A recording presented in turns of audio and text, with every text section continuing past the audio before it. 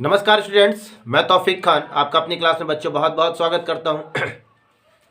बच्चों आज हम लोग विलेन के टॉपिक पर आगे बढ़ेंगे। आज हम लोग विलेयता देखेंगे।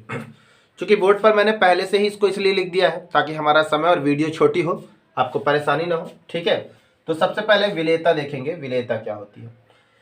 तो बच्चों किसी पदार्थ की वह मात्रा, ठीक है, कोई पदार्थ होगा उसकी कुछ मात्रा होगी। ठीक है, जो मात्रा कैसी होगी? कुछ मात्रा होगी और वो मात्रा निश्चित ताप पर, टेम्परेचर निश्चित होगा। उस मात्रा को, पदार्थ की उस मात्रा को जब आप 100 ग्राम विलायक में मिलाएंगे तो जो विलयन बनेगा वो संतृप्त होगा। वो संतृप्त होगा तो उसी पदार्थ को जो हमने लिया है उसे पदार्थ की विलेयता कहते हैं। तो सीधी सी बात है बच्चों, इसकी एक क्या डिफिनेशन देख सकते हैं कि किसी पदार्थ की ऐसी मात्रा जो 100 ग्राम विलेय को संतृप्त करने के लिए आवश्यक होती है उसे ही पदार्थ की विलेयता कहते हैं। ध्यान रखें, ये इसकी परिभाषा है। अब बच्चों विलेयता को कौन कौन से फैक्टर हैं जो प्रभावित करते हैं, तो देख सकते हैं आप। सबसे पहले ताप, देखिए कैसे प्रभावित करता है। आपको पता है कि जब हम किसी पदार्थ को, ठीक है, जैसे हमने एक विलायक ले लिया, एक विलेय ले लिया, दोनों को मिलाएंगे तो कुछ देर के बाद हम देखेंगे कि अब विलेय का विलायक में मिलना बंद हो गया है। लेकिन यदि उसमें हम और ताप देना शुरू कर दें तो जब टेम्परेचर और अधिक बच्चों बढ़ने लगेगा तो जो विलेय है ना उस विलायक में और अधिक घुलने लगेगा। ठीक है, तो यही बात है।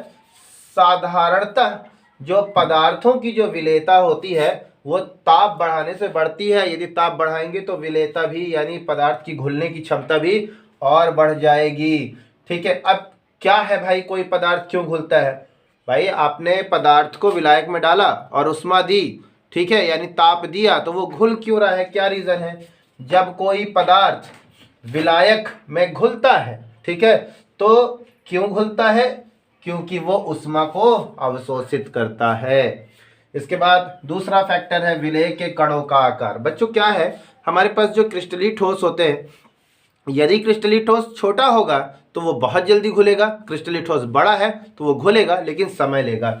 यही बात कह रहा है, किसी क्रिस्टलीय ठोस के छोटे कण, यानी छोटे छोटे कण बड़े कणों की अपेक्षा जल्दी घुलते हैं। ये था बच्चों हम लोगों का विलेयता। ठीक है, इसके बाद अब हम लोग, ये टॉपिक हमारा पूरा हुआ। इसके बाद इसका आप स्क्रीनशॉट लें, इसके बाद में अगला टॉपिक आपको पढ़ाऊंगा। ठीक है,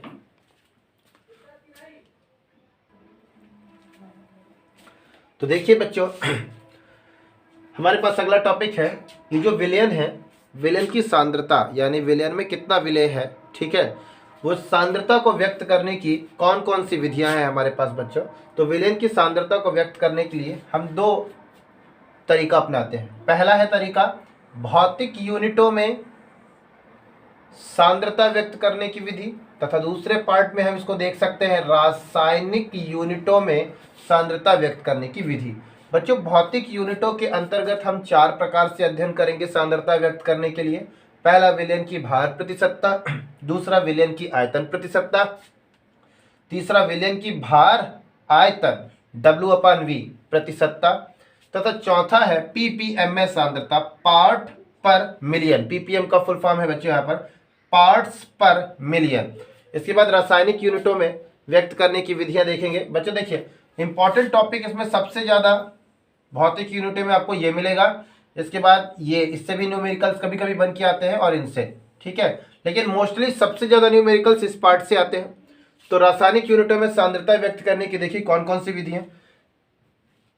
पहला तो है विलयन की ग्राम प्रति लीटर में सांद्रता, इसके बाद दूसरा है विलयन की नॉर्मलता, तीसरा है विलयन की मोलरता, चौथा है विलयन की मोललता, तथा पांचवा पॉइंट है बच्चों मोल प्रभाज।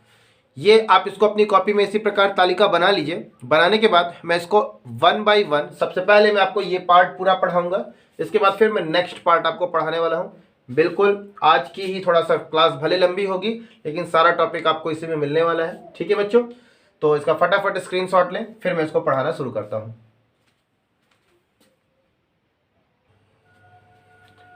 तो देखिए बच्चों भौतिक यूनिटों में सांद्रता व्यक्त करने की विधियों में सबसे पहला पार्ट है विलयन की भार प्रतिशतता।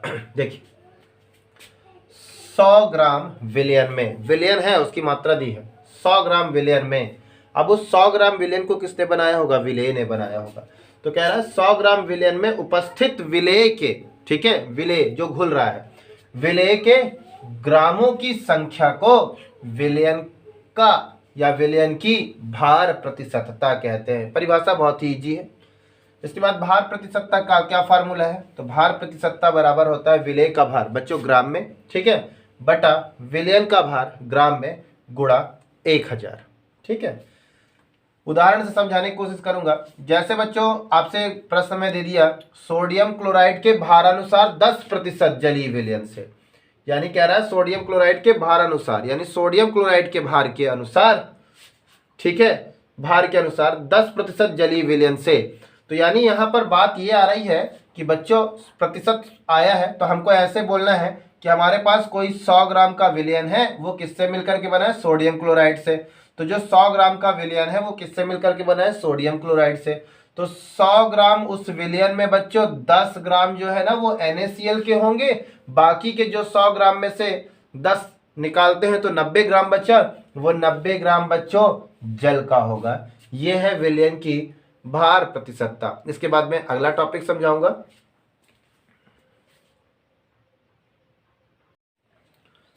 तो देखिए बच्चों अब दूसरा, यहां से अब हमारा ये दूसरा पार्ट है, दूसरा पॉइंट है विलयन की आयतन प्रतिशतता। इसकी डेफिनेशन में कुछ भी अंतर नहीं है।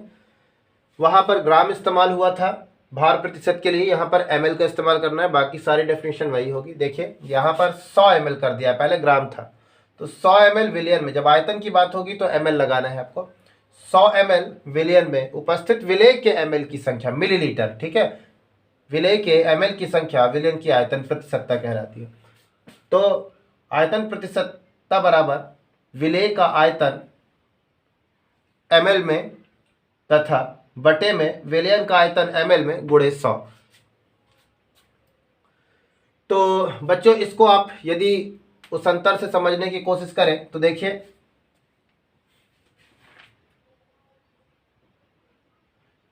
जैसे उदाहरण से इसको समझने की कोशिश करें, अल्कोहल के 25% जलीय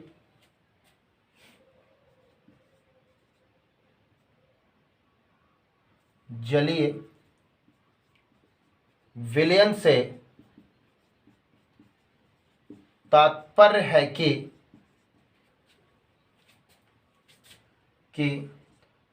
100 ml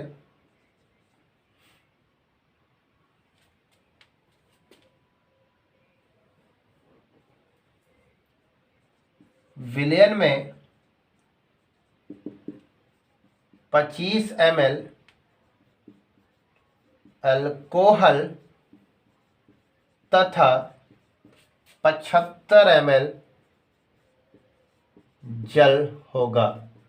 उदाहरण से देखने की कोशिश करें तो जैसे अल्कोहल के 25% जलीय विलयन से, ठीक है, अल्कोहल मिलाया गया है जल में, ठीक है, तो जो जलीय विलयन बना है उसमें 25% मात्रा अल्कोहल की, बाकी 75% जो मात्रा है वो जल की है। तो क्या तात्पर्य है उसमें, आपको सीधे बताना है 100 ml विलयन में 25 ml अल्कोहल है तथा जो शेष बचा 75 ml वो जल होगा। चलिए इसके बाद अगला देखते हैं।